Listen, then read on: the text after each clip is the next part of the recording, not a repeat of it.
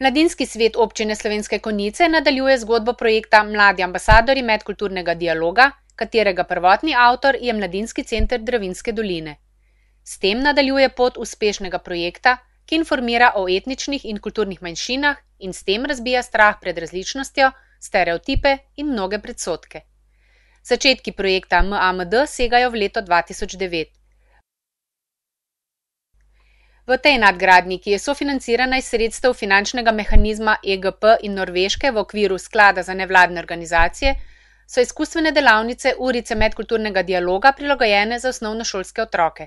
Posebnost delavnic je, da neposredno vključujejo tudi predstavnike in predstavnice etničnih in kulturnih manjšin.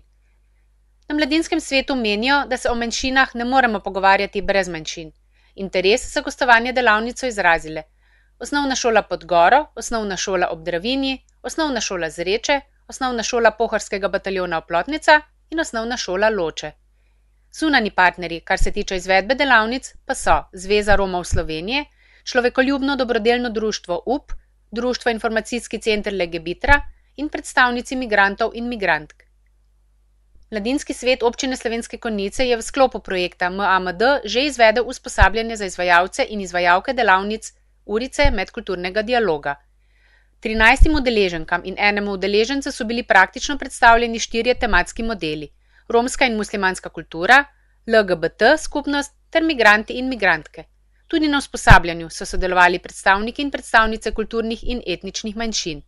Na vprašanja v zvezi s temami so odgovarjali Mitja Blažič iz Društva informacijski center Legebitra, Jasmina Ahmetaj iz Terne Roma, Hasbije Bitiči kot predstavnica albanske manjšine in Vladimira Butolen kot predstavnica češke manjšine.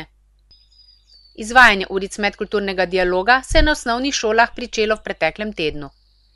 Na uricah na temo Migranti in migrantke je sodelovalo 66 učencev in učenk iz Reške šole. Analiza evalvacije, ki so jo učenci in učenke podali po zaključku delavnic, je podala zelo spodbudne rezultate. 95% vključenih otrok je bilo mnenja, da je bil pogovor s predstavnicama manjšine poučen in da jim je bilo zelo všeč. 83% vključenih otrok je dejalo, da so delavnice te vrste pomembne za njihov osebnostni razvoj, 84% vključenih pa bi želelo, da bi bilo delavnic te vrste na šoli več.